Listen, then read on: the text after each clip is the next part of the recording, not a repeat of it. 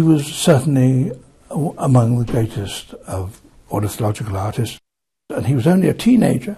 He was in the early 20s when he gave it up. Some people would say he was the greatest. That's a sort of bold thing. How do you prove these sort of things? But he was certainly tops. I mean, I'd say he was the greatest, of course, but I mean, he was the tops. Okay. I was, I suppose, mid-20s, and I had been in South America filming natural history film, and I saw a lot of birds and was helping the London Zoo collect birds, which is what they did in that time. And when I came back, I dearly wanted to see some of the birds which I'd collected. And in print shops, you would find these big plates, and they were the documentation of the appearance of that particular species of bird. And I started collecting them. It became a game, as far as I was concerned, to see if I could find all the plates that Lear did for Gould. They're known as Gould plates because Gould was the publisher who commissioned these plates.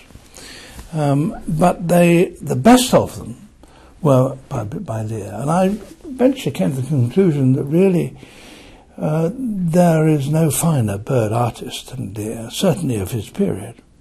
You would come across rather sort of ordinary run-of-the-mill paintings, drawings, of, I dare say, a non-ornithologist would say rather run-of-the-mill birds, little brown jobs as they're known in the trade, and you think, oh, and then suddenly you turn over the page and there is a thrilling, throbbing, magnificent bird full of character and boldness of line and execution, a really stunning picture.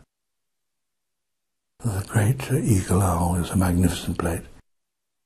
It's drawn very frequently by artists over the 17th, 18th, 19th centuries who've illustrated the birds of Europe. It's not a British bird, it's a European one. And so a lot of people have had a go at it. And if you want to see how great Lear is, just collect some of the other eagles out by other artists and just see. Then you'll know that he's the tops.